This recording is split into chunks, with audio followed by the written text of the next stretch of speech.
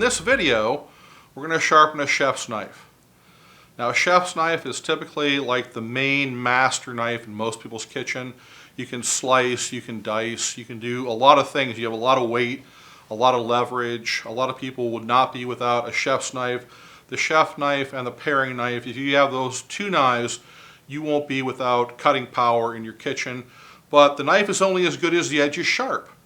So we're going to use the select tool, we're going to sharpen this. Let's check the edge out first. Now, by examining the edge of the knife visually, you can many times just see its condition.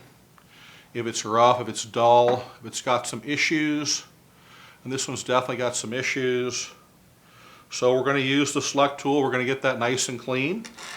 I want you to do it just this way. I want you to put the tip in the notch. Now you can start left or right, it doesn't really matter, okay? Either side you can start left or right, but as you fit the tip, and if you want to tilt the tip all the way down so it totally fits itself in that little notch, you can actually see that tip fitting itself in that little guide. You see that?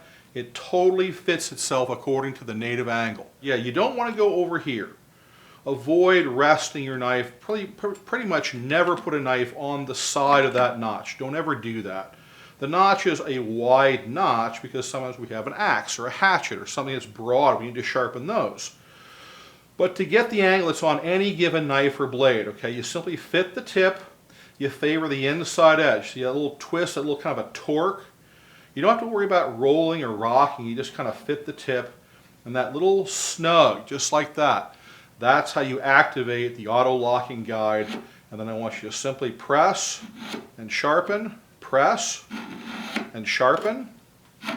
And you'll hear that roughness as the select tool encounters it and sharpens it and removes it.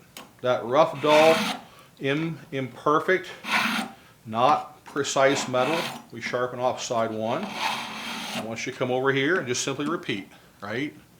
Lather, rinse, repeat. Press the tip. Use nice, firm. People ask, how much pressure do you use? The answer is enough. Use enough pressure. You'll figure this out. Too little pressure won't get anything to work. Too hard a pressure, you're not going to make any difference. You'll start to actually kind of run the knife down too much. You'll start to take off a little bit too much metal, more than you need to.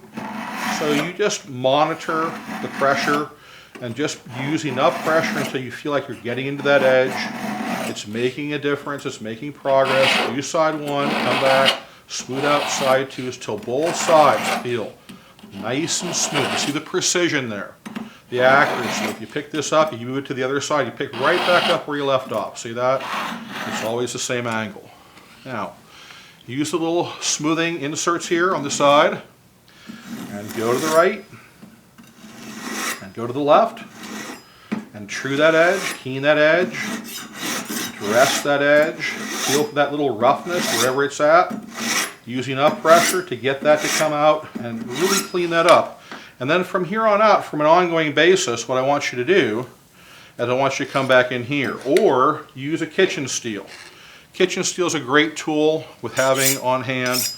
Just do that and then cut some, do that and cut some. It'll keep your edge nice and straight. You won't have to take off any more metal than is necessary, which we really want to avoid. The less metal you take off, the longer your knife's going to last. So this is why we sharpen stuff.